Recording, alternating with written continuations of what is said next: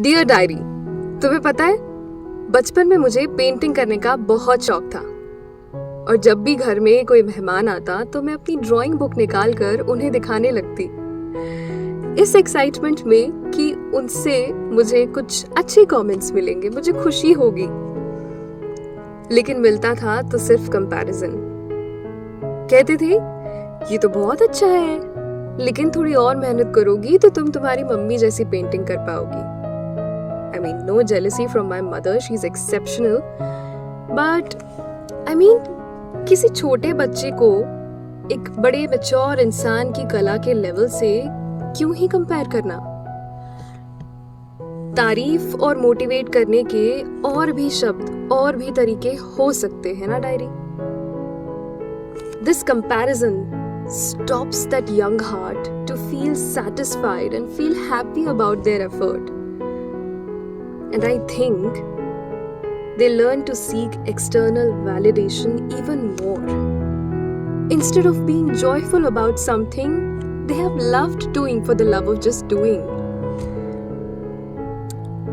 और कभी-कभी इस कंपैरिजन का प्रभाव इतना ज्यादा हो जाता है उस बच्चे के मन पर कि उनके अंदर से ये इच्छा ही खत्म हो जाती है कि उसे ये काम बेस्ट करके किसी को दिखाना है, क्योंकि वो ये मान लेता है कि he or she is never going to be enough, no matter how much they try.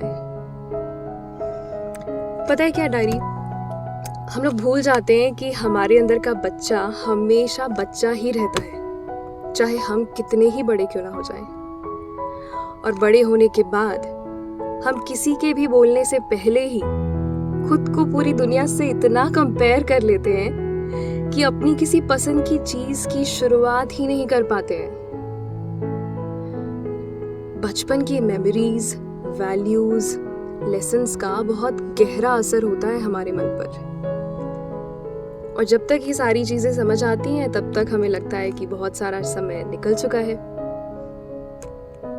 But you know what, जब शुरू करो तब हमारी रेस शुरू हो सकती है, क्योंकि रेसिंग में भी हम सबके ट्रैक्स जो है वो इंडिविजुअल होते हैं।